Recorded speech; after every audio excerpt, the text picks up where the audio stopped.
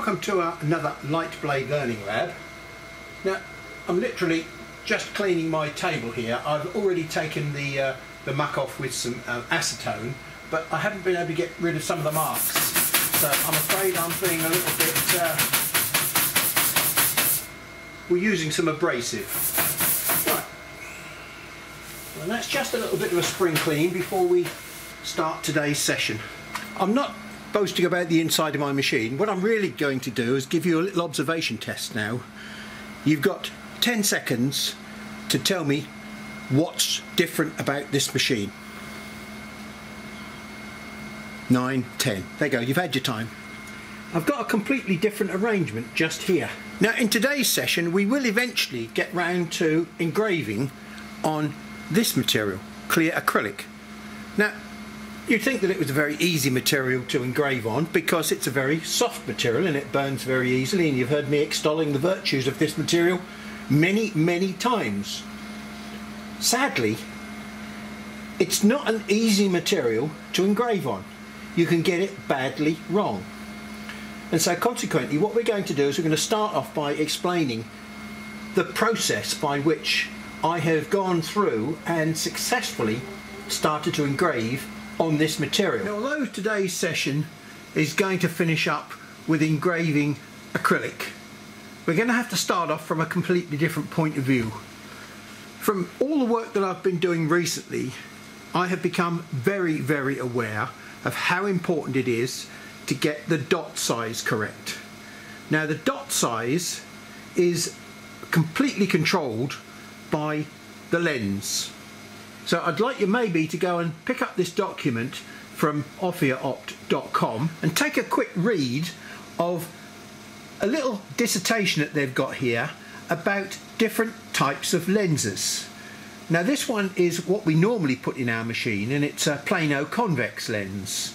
Now there's another type of lens that we can get, which is this one, which is called a meniscus type lens, which has got a concave bottom to it. And here's a larger picture of what you've just seen there.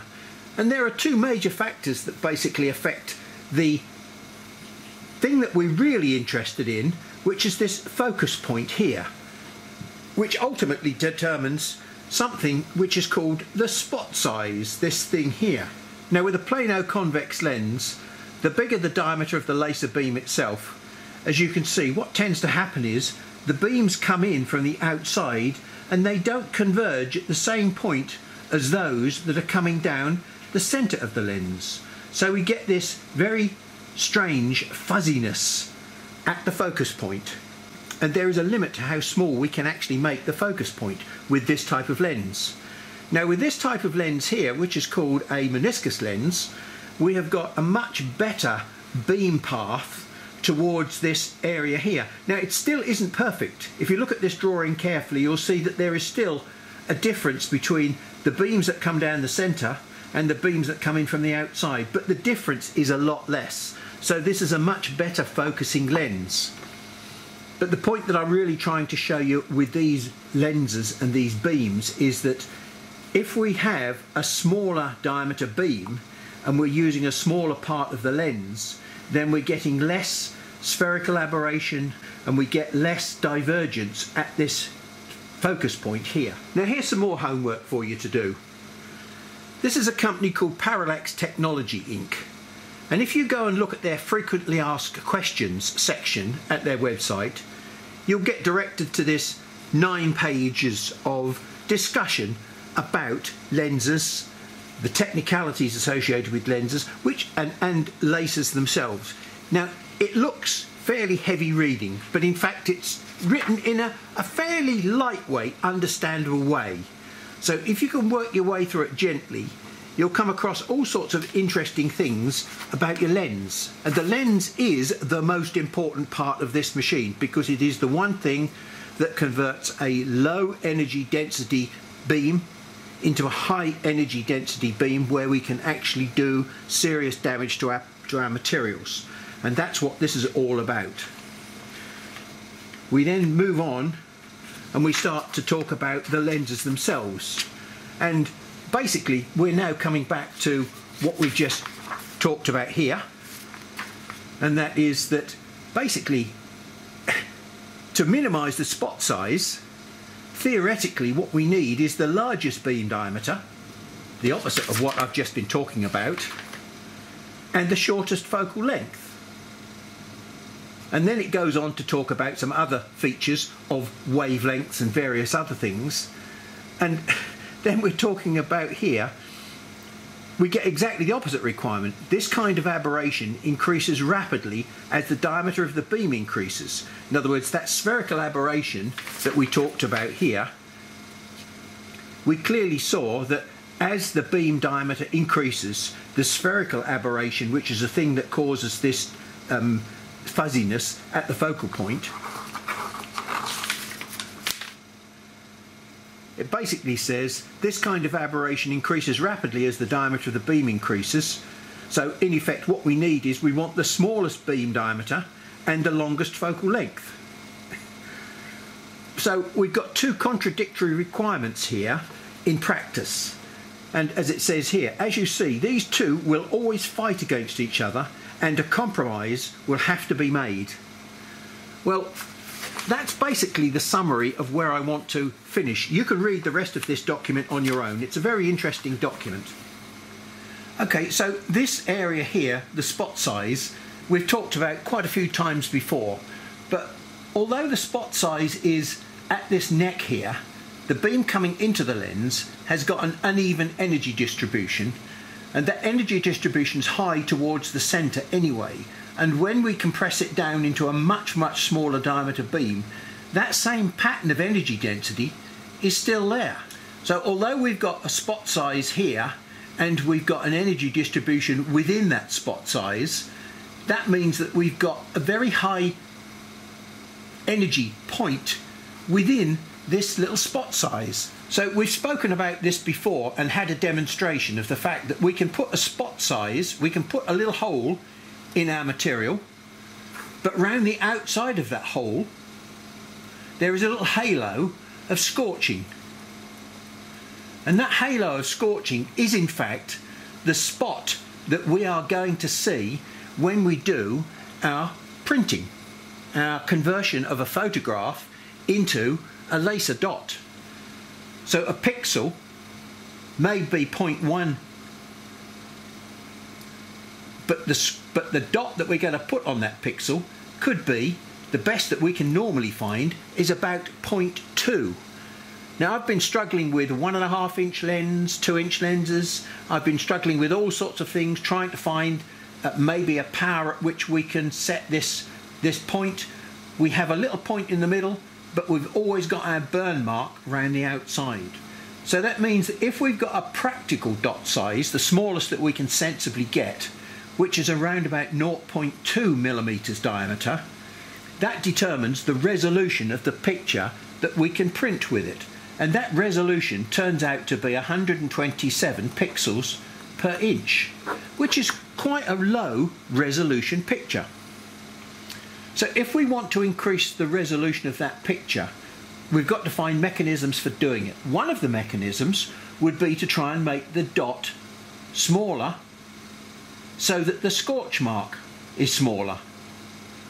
If you look around at somewhere like Thinklaser, they claim to have something called a high resolution lens system, and that is basically some sort of compound lens system which allows you to get a smaller spot size. I believe they claim resolutions up to 1000 pixels per inch. Now I really can't believe that because of the physics of producing a brown scorch mark on organic materials. Now I'm using those words carefully, organic materials, because not all materials produce a scorch mark, and that's where we are working our way round today to acrylic. Now acrylic does not scorch, it only evaporates or melts. Now we've seen with another binary material, anodized aluminium, that we can do some quite interesting things with resolution, even using just a 1.5 inch lens and limiting ourselves to this probably 0.15 to 0.2 diameter dot. we can get better resolution. Now the problem with organic materials is that if you burn the same spot more than once, or part of the same spot more than once, for example, if we do something like this and we finish up burning this same area in different directions, we shall finish up with a multiple burn in these areas. The dot will get deeper and deeper and deeper, and that's how we get the 3D-ness into a wood or a paper surface. It's not real 3D-ness, it's just overburning. Whereas with an aluminium oxide and an anodized aluminium surface, you evaporate the dye, but you do not remove the oxide layer itself. So no matter how many times you overburn the same area, you're only going to remove the dye. But if the dye has already been removed, you can't remove the dye. So consequently, overburning on some materials is not effective. It doesn't have any effect at all. As I said, anodized aluminium is a specifically beautiful material to allow us to do more than we theoretically should be able to do. But that's not the same situation with acrylic, although I do believe that acrylic is better than an organic material because it does not scorch. But what we've got to do is to try and find a way of making the dots as small as possible so that we only produce minute little dots on the surface of our acrylic. Acrylic is a funny material because when you put a very small dot on the surface, it doesn't actually turn white. It looks as though it turns white, but it doesn't. All it's doing is catching the light in a different direction. But the first thing we're going to look at is the different nozzle arrangement that I've got on my machine here.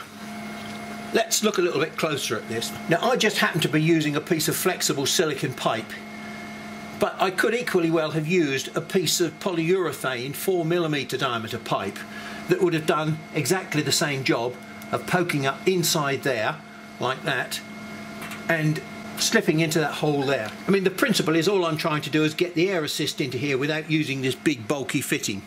We'll remove the lens,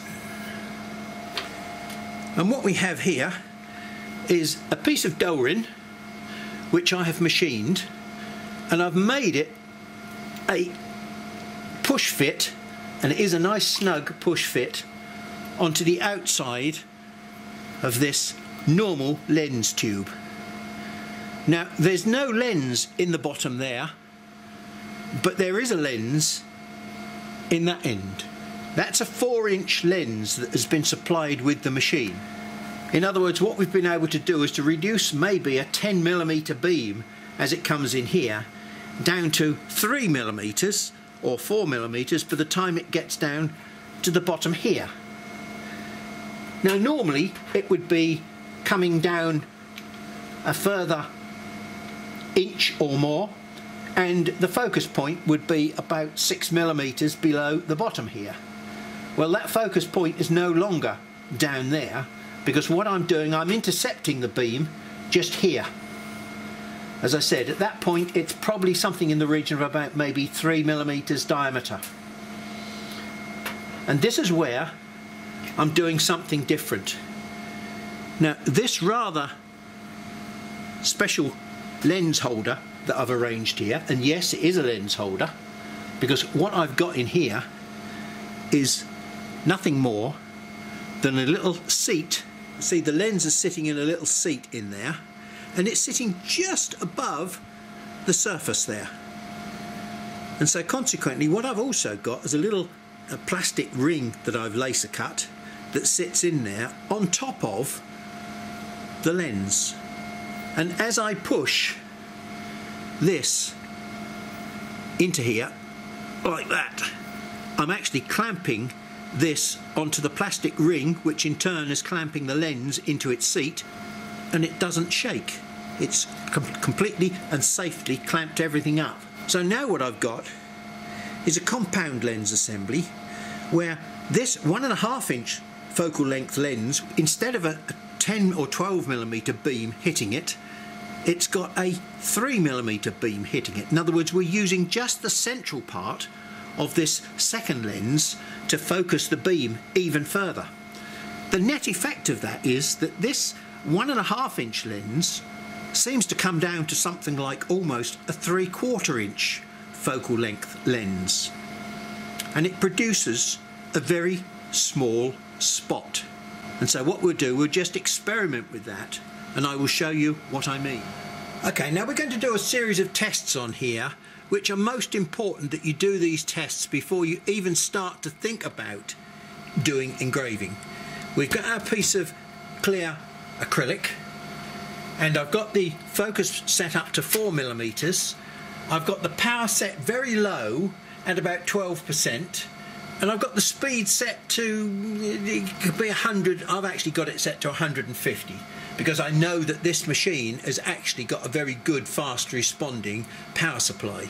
So I'm fairly confident that 150mm a second is not going to be too fast for this test.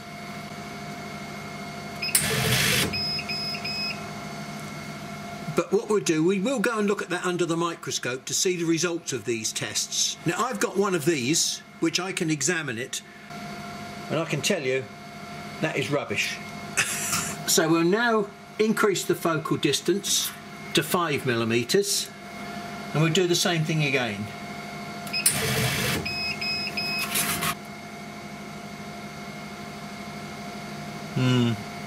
Still not very good. Now we'll go up to 5mm.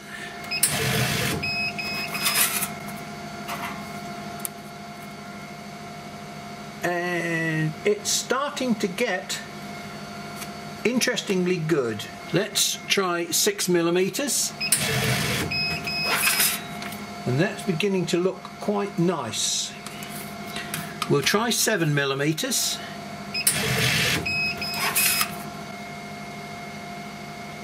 And I think it's just gone past its best. So I'm absolutely convinced that 6mm is the right focus point. So we've set a nominal power. We've set a nominal speed just to get the focus. That doesn't mean to say we've set things. What we've now got to do is to play with the power and the speed to see if we can get a nice crisp dot.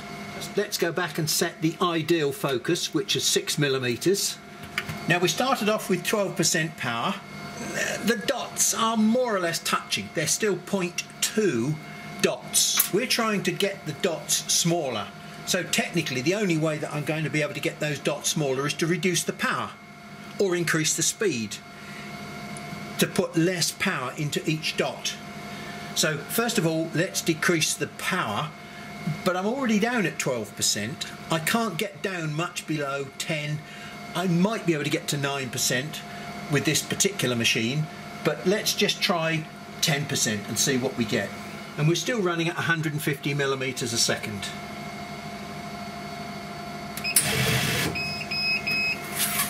They're not bad dots. There's a space between them. I would say that those are roughly 0.15 diameter, the dots that I can see there, which is an improvement on what we've been able to get before. Can I get any less power? Let's try 9%. Well, 9% power produces some really nice dots, but not many of them. They're very inconsistent. We actually have got 0.1 dots. Absolutely amazing. Never seen that before. 10% was nearly there. 9% gave me perfect dots, but not enough of them. How can we find small dots? There is another way to get less power into those dots, and that's with something called special mode. At the moment we're running this machine in standard common mode. If I go to my user settings and write back into the machine that I want to move into special mode, let's do that. Now, because I've moved into special mode, the power will have dropped off considerably. And so what I've got to do now is try and find a new power range that's going to work for me. I know it sounds very strange, but I'm going to move from 9% all the way up to 25%. Now I can guess this number because I have used special mode before. 25% power and 150 millimeters a second. And I can tell you that they look pretty good, but the dots are just about touching. So 25% power, all the dots are there, but they're still just a little bit big. So this is 20% power. And my goodness me, they're beginning to separate out now. I can still see gaps between the dots.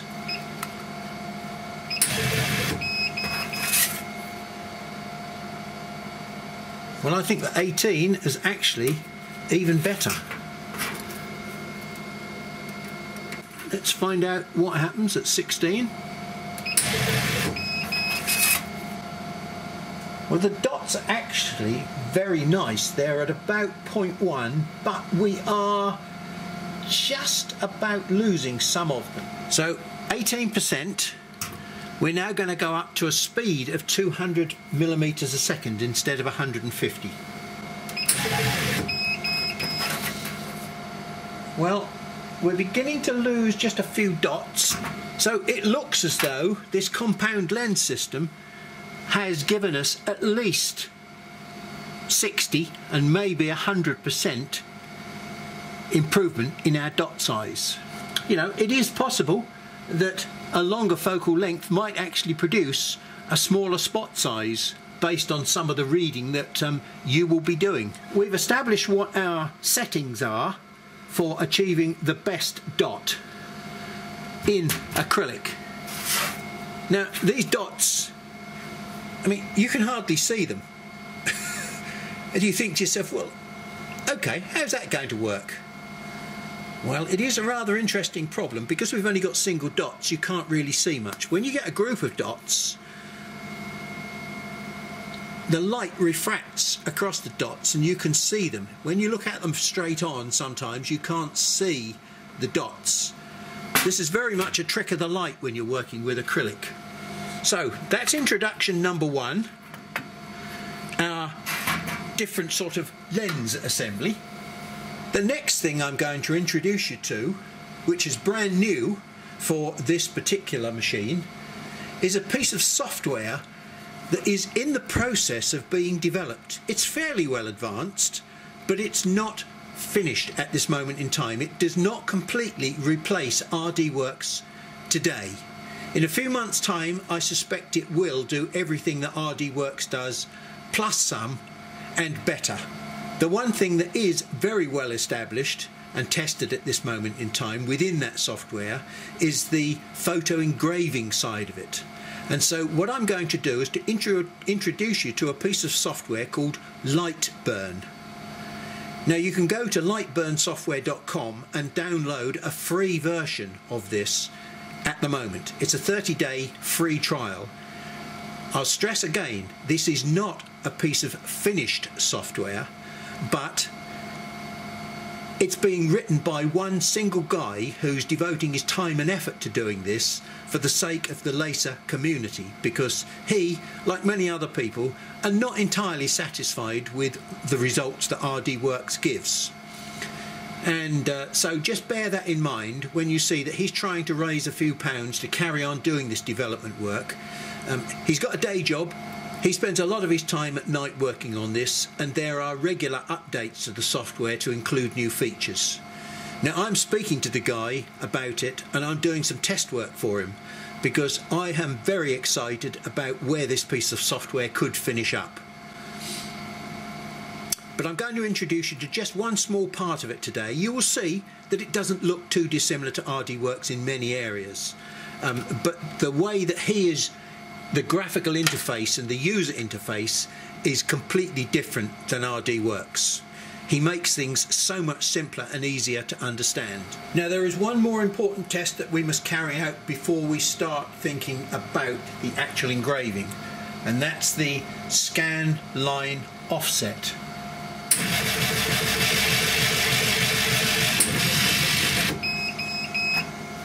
we'll take a look at that under the microscope, but I can assure you that that's not bad. We haven't got to do any offset compensation. At 200 millimeters a second and above, you would have probably had to put a small amount of offset compensation in, but you'll see what I mean. The scan lines between going left and going right are pretty well lined up, so I won't get too much, if you like, dot offset because of scanning from left or from right.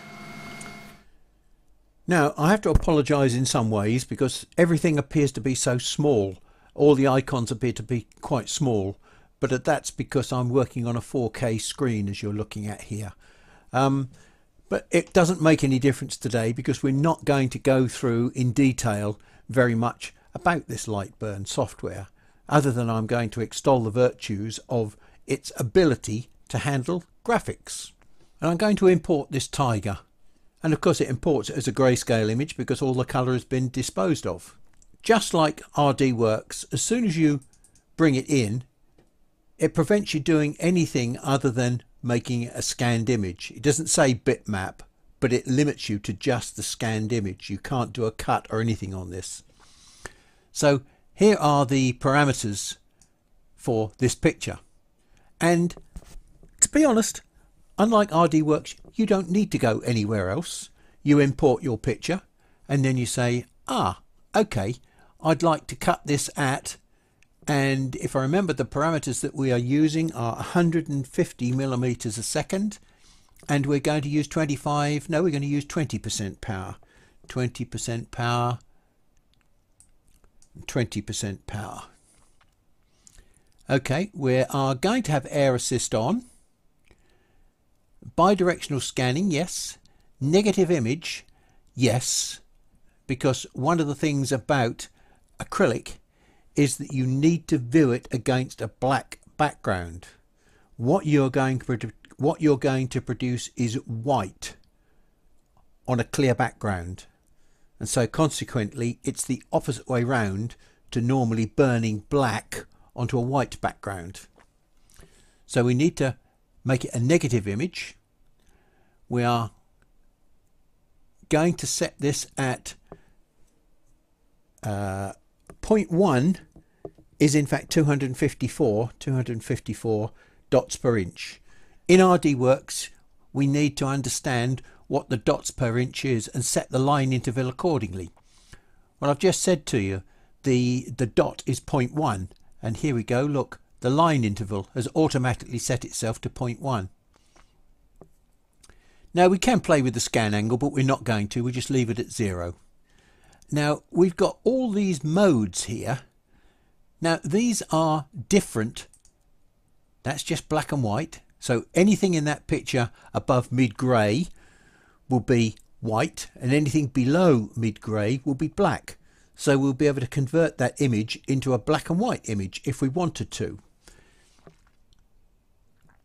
And that's what threshold is.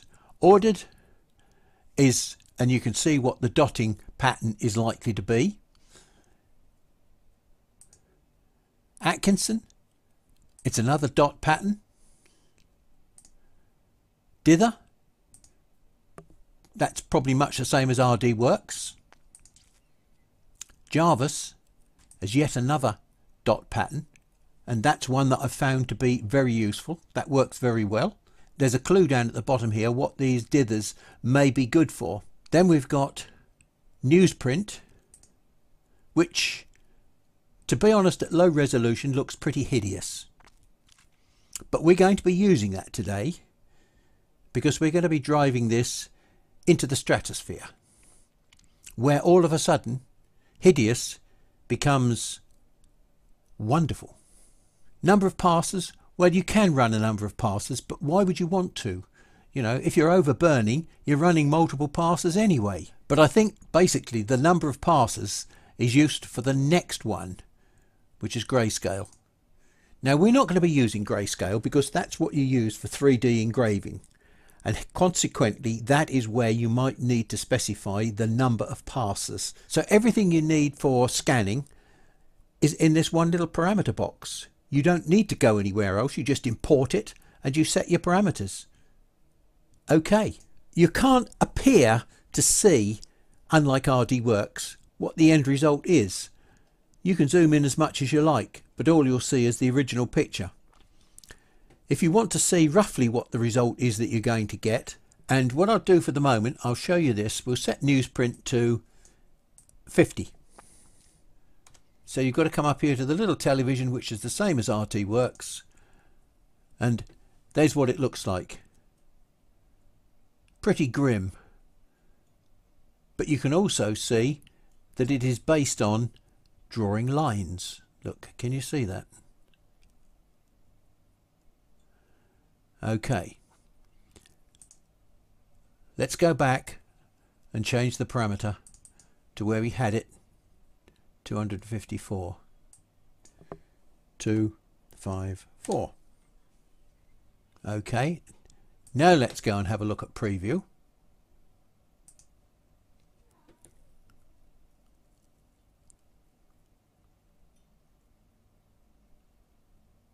And there we can see what it's trying to do. Look, it's still trying to draw lines, not dots.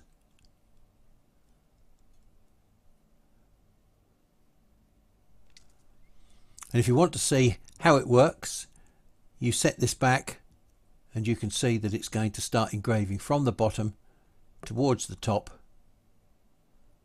like that. Everything is so user-friendly in this bit of software. It's just, well, I wouldn't say it's unbelievable. It's just very, very pleasing and satisfying to use. So there we are. Import, set the parameters, push the button and go.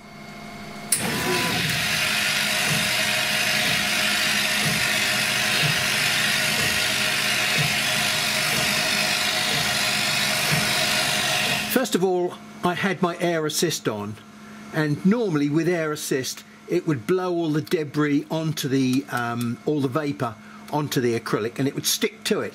But because the cut is so very, very light, basically you can just brush the dust off. Now what do you think of that? That's pretty amazing, isn't it? Now this is double the resolution that I would normally use. This is 254 pixels per inch, which is basically using a 0.1 dot. And that is a pretty good picture. Now if I can zoom in tight enough, you will just see the dots on his nose. Unsatisfied with that, I thought, how far can I push it? Let's go up by another 50%. And this is 381 pixels per inch.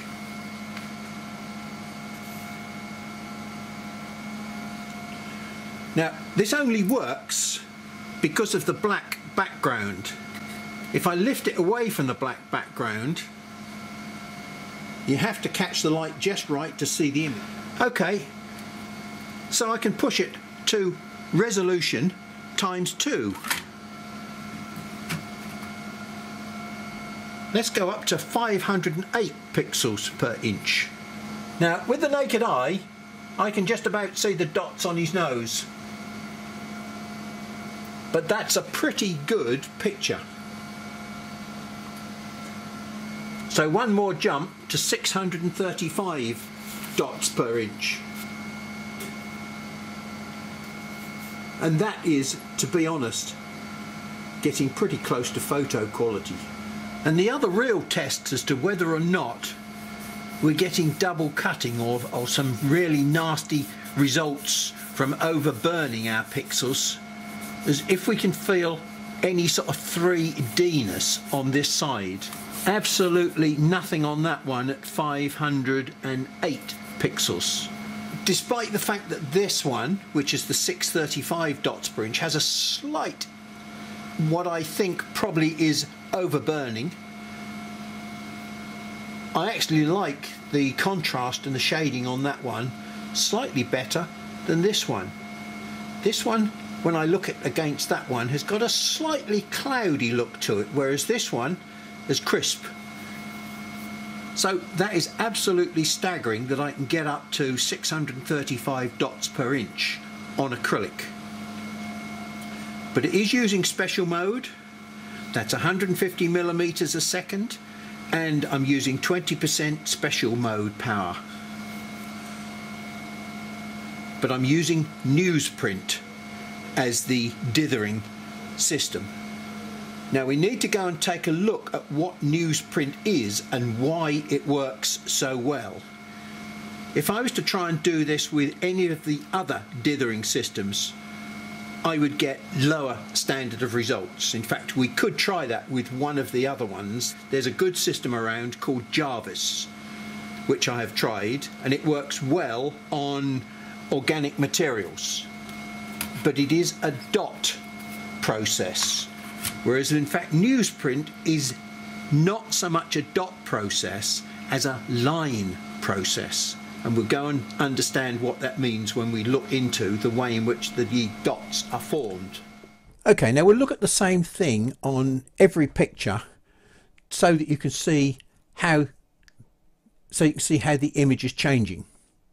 Now, the whole point about Newsprint is, as you can see, it's based on a diagonal lattice, and the size of the white as opposed to the black is the thing that gives you the grayscale effect. Let's just go in close and have a look. Okay, well in this picture you can see clearly what I'm talking about. You've got different size triangles and different size squares, but they're all made up of lines basically. There are one or two individual pixels on there, but they're very few and far between, and I think even if those individual pixels were missing, it wouldn't detract from the overall look of the picture. So this is at 254 pixels per inch, which is, as I said, normally the maximum resolution I'd be able to get with a 0.1 diameter dot. Well, there we go, that's 381 pixels per inch, and there's the eye again. As you can see, we've still got lines being drawn.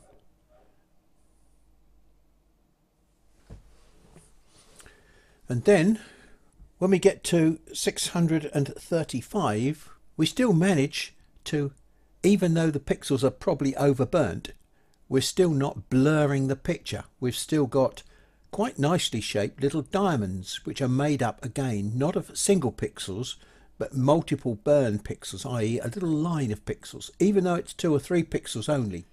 Now I am going to try this high definition lens on a straightforward dithered random dot pattern, just so that we can see what the difference is. But I have to say that there is no serious hint. Let's go for the white area. As you can see, the white area now, there are some dots on the edge, but you know, we've just got a solid white area there. But it nicely grades out into grey and black areas. The other thing to look at is we're looking at the dot side of the picture, where the laser has come from. But of course you don't look at an acrylic picture from that side. You'll always turn the picture over and engrave from the back. So let's just see what it looks like from the front. I think we've got the lattice grid now at about the same resolution as the dot size itself. And I think that can become obvious from the way that this picture is organised. Now sadly I can't really tip the picture up so that we can see through the side of it to see what depth those dots are, but those dots are basically very, very shallow. I wouldn't think they're probably more than about 0.1 or 0.2 deep at the most.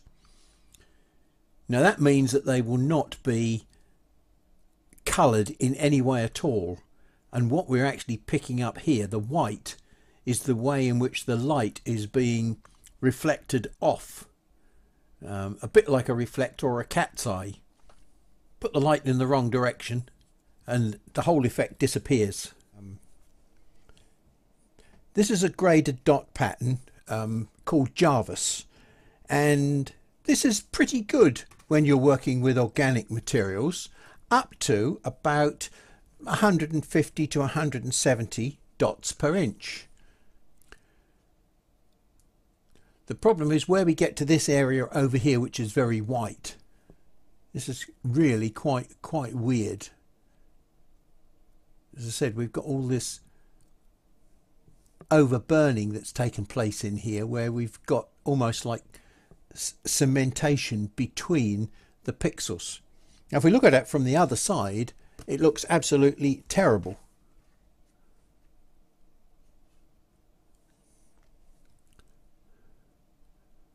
You can see how it just is all blocked out. It's not good at all.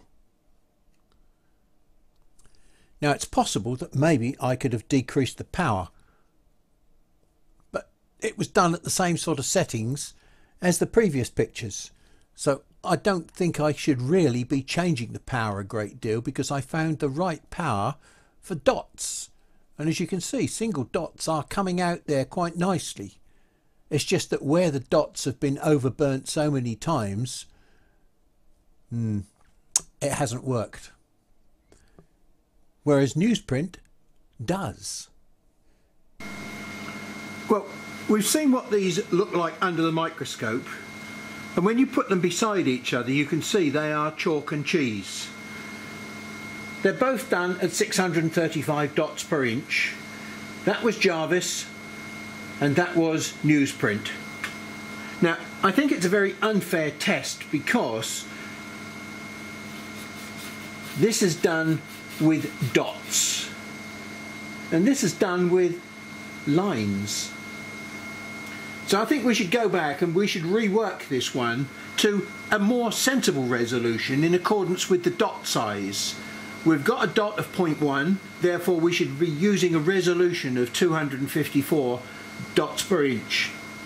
And so what we'll do, we'll rerun this one and then we'll do a comparison. Just before I pull that off, what I'm going to do is to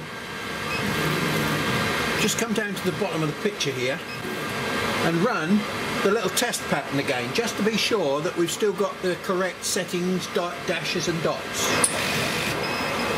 Okay, let's see what happens, should we? When we dust this off.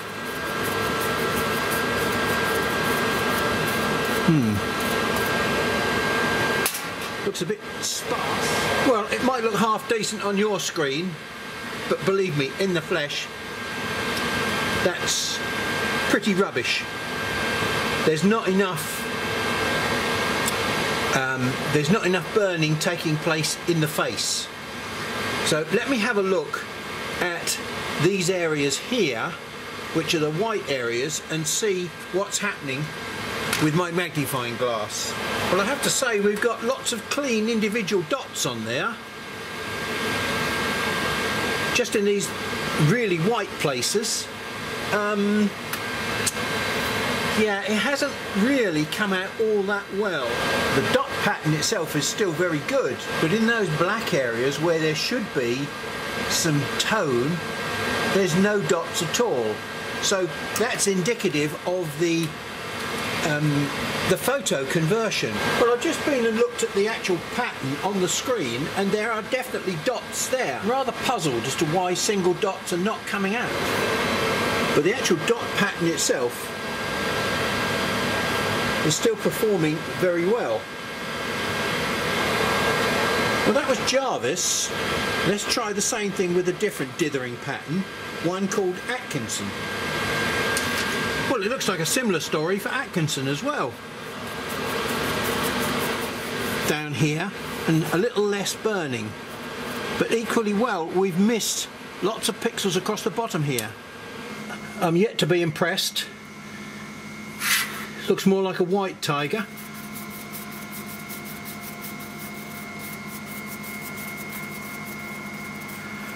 Well, that's a bit better.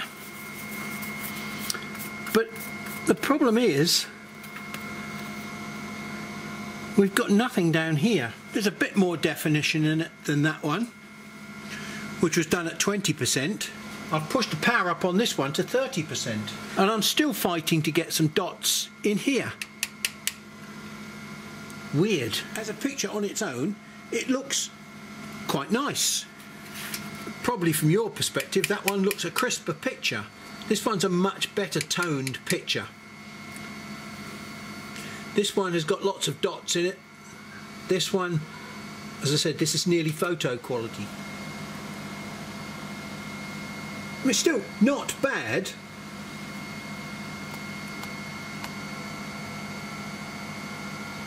But it's not to the same standard as that one. What we've got here is our original 635 DPI newsprint.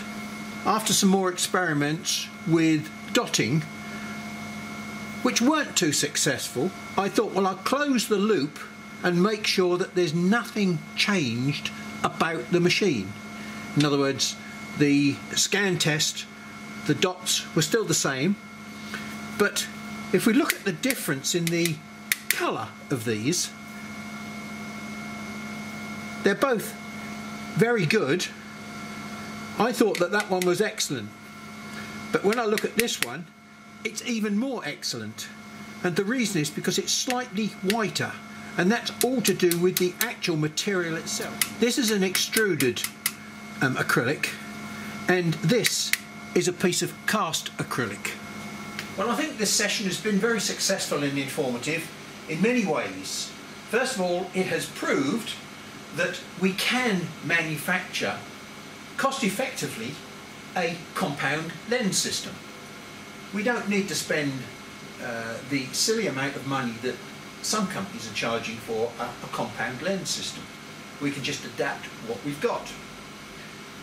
It produces dots down at 0.1 or less millimeters. It gives us the flexibility to play with other lens configurations, and there is another piece of software out there called Lightburn that is absolutely designed for you guys that do lots of engraving, photo engraving. It's easy to use, it's very powerful, but what you've got to do, as I think we've proved today, is find the right dithering process for the material that you're using.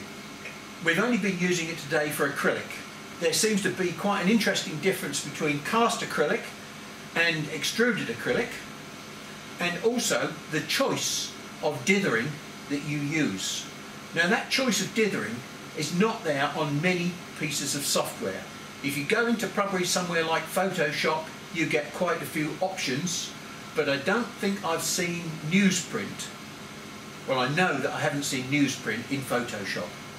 So the flexibility of this piece of software is absolutely amazing. Well, I think we'll call that the end of a very long and successful session. Now, just remember, you've got some homework to look up and do some reading to do. So make sure you do that to completely fill in the little blank areas that I left. Until the next time, cheerio.